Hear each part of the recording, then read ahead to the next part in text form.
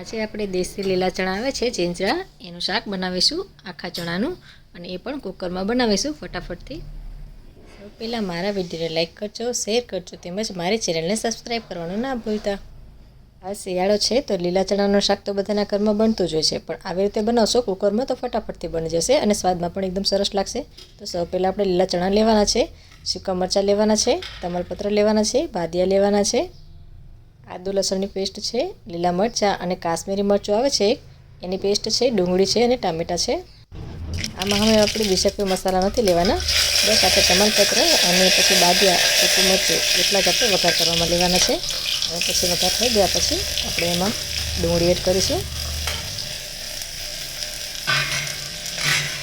એલચી છે, લવિંગ છે, એ બધાનો મેં ગરમ મસાલો ઘરે બનાવેલો છે, હોમમેડ ગરમ મસાલો એમાં જ એડ કરેલા છે. તો પછી એ બધું આમાં એડ કરવાની જરૂર નથી, આમાં ફક્ત બાદિયા અને તમાલપત્ર જે આપણે એડ કરવાનું છે. હવે આપણે ધીમા તાપે ડુંગળીને સાતળવા દઈશું. પછી એમાં આદુ લસણની પેસ્ટ અને પછી જે મરચાંની પેસ્ટ બનાવેલી છે એ પણ એડ કરીશું. ધીમા તાપે ચડવા દેવાનું છે. ડુંગળી કાચી ન રહે એ ધ્યાન રાખવાનું છે. ડુંગળી અને આપણે જે ગરમ મસાલા એડ કરેલા છે એને આપણે મીડિયમ ગેસ ઉપર એકદમ સરસ ચડવા દઈશું. જો તમારે આ શાકમાં ગ્રેવીનું પ્રમાણ વધારે કરવું હોય તો તમે ડુંગળી અને ટામેટાનું પ્રમાણ થોડું વધારે લઈ લેવાનું.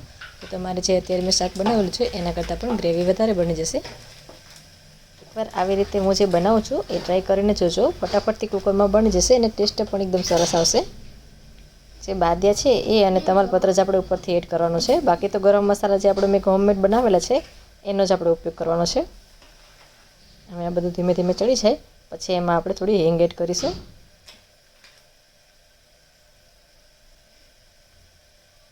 હવે એમાં આપણે આદુ મરચાંની પેસ્ટ અને જે લીલા સૂકા મરચાં આવે છે એના અને આપણે જે કાશ્મીરી મરચાં આવે છે એ પણ મેં થોડું કચરું ખાંડી લીધું છે અને એ પણ એડ કરેલું છે. એનો ટેસ્ટ એકદમ સરસ આવે છે એટલા માટે.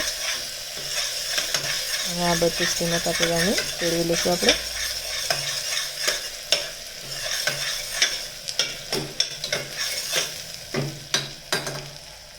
હવે એમાં આપણે ટામેટાં એડ કરીશું.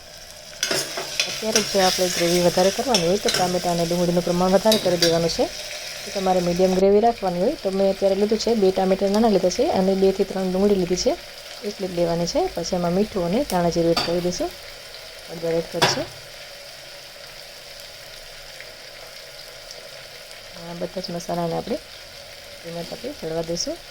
અને જે અત્યારે મેં છેલ્લે એડ કરેલું છે એ આપણે સૂકી મેથી આવે છે દળેલી, એ હું રાખું છું, એ હું બધા જ શાકમાં ઉપયોગ કરું છું.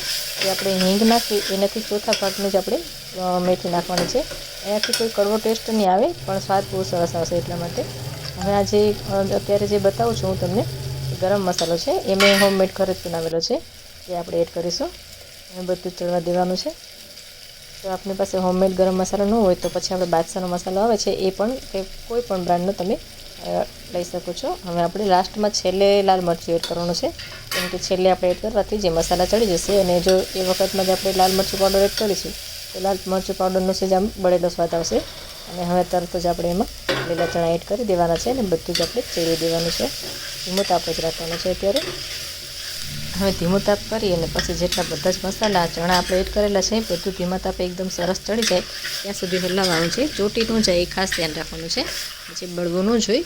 આ બધા જ મસાલા એકદમ સરસ હલાવી દેવાના અને પછી ધીમા તાપે ચડવા દેવાના અને પછી છેલ્લે લાસ્ટમાં આપણે પાણી એડ કરીશું.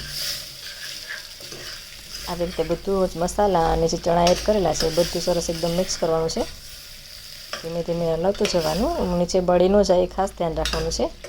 આ ચણામાં ખાસ કરીને જે આપણે મસાલા એડ કરીએ છીએ એ જ ધ્યાન રાખવાનું છે. બહુ અતિશય સ્ટ્રોંગ પણ ન થઈ જાય, વધારે પણ નથી કરવાના. અને પછી આપણે બાદિયા વગરનો તો આપણે આમાં ગમે એમ કરશો તો સ્વાદ આવશે જ નહીં. ખાસ કરીને તમાલપત્ર અને બાદિયા તો એડ કરવાના જ. હવે એમાં આપણે પાણી એડ કરી દઈશું. 1 ગ્લાસ જેટલું પાણી લીધું છે મેં અને આને આપણે 4 થી 5 સીટી કરી લઈશું. તો તમારે જરૂર પડે પછી ખોલી લેવાનું, ખોલીને હજી સરખા ન ચડેલા હોય તો પછી બીજી 1-2 સીટી પણ કરી શકો છો, કેમ કે ચણાનું બધું પ્રમાણ એક સરખું નથી હોતું. ઘણા ચણા તો એવા હોય છે કે આપણે જે તેલમાં સાતળતા હોય તો ચડવા લાગે છે અને ઘણી વખત એવું બને છે એવા ચણા આવે છે કે આપણે 1-2 સીટી વધારે જરૂર પડે છે. તો જે પ્રમાણે જરૂર પડે એ પ્રમાણે આપણે 4 થી 5 સીટી અત્યારે કરીશું આપણે.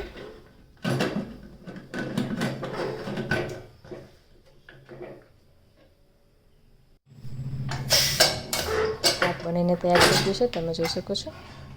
અત્યારે મારા ચણામાં 4 થી 5 સીટીમાં જ બરાબર થઈ ગયું હતું। તમારે જરૂર પડે તો પછી અત્યારે ચેક કરી લેવાનું અને પછી ફરીથી 1-2 સીટી કરી લેવાની। હવે એમાં આપણે કોથમીર એડ કરી અને તમે જોઈ શકો છો એકદમ શાક તૈયાર થઈ ગયું છે। ગ્રેવી પણ એકદમ સરસ છે। સાચે જ આ ફટાફટથી બને છે અને જમવામાં પણ બહુ મસ્ત સ્વાદ આવે છે। આમ તો બધાના ઘરમાં બનતું જ હોય છે, પણ આવી રીતે એકવાર ટ્રાય કરજો, ફટાફટથી બની જશે અને ટેસ્ટમાં પણ બહુ સરસ લાગશે। તો તૈયાર છે આપણે લીલા ચણાનું શાક। વિડીયોને લાઇક કરજો, શેર કરજો અને મારી ચેનલને સબસ્ક્રાઈબ કરજો।